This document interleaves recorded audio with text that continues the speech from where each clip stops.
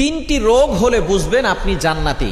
অর্থাৎ তিনটি রোগ যদি আপনার হয় তাহলে মনে করবেন আল্লাহ পাক রব্বুল আলামিন আপনাকে ভালোবাসেন, আপনাকে মহব্বত করেন।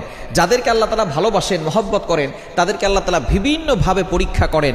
তার ভিতরে একটা পরীক্ষা হচ্ছে অসুস্থতার নিয়ামত দিয়ে আল্লাহ তাআলা পরীক্ষা করেন। মনে রাখবেন, সুস্থতাও আল্লাহর নিয়ামত, অসুস্থতাও আল্লাহর নিয়ামত। আমরা অসুস্থ হয়ে গেলে অনেক সময় আল্লাহকে অভিযোগ করে বসে, আল্লাহ আমার কি দোষ ছিল?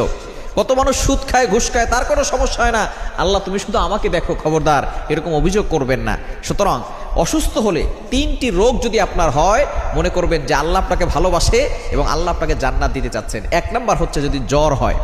জ্বর ঠান্ডা আমাদের অনেকেরই হয়। একবার নবীজি সাল্লাল্লাহু আলাইহি সাল্লামের জামানায় কয়েকজন সাহাবী বসা, নবী সাল্লাল্লাহু আলাইহি সাল্লাম বলতেছেন, একজন সাহাবী বলতেছেন আমার খুব জ্বর হয়েছে, অনেক সাহাবী বলতেছেন আমারও জ্বর হয়। এবার নবী সাল্লাল্লাহু আলাইহি ওয়াসাল্লাম বলছেন তোমরা তো আমার অন্তর্ভুক্ত, আমারও তো জ্বর হয়। কিন্তু একজন বলতেছে যে আমার জ্বর হয় না। নবীজি বলতেছেন তাহলে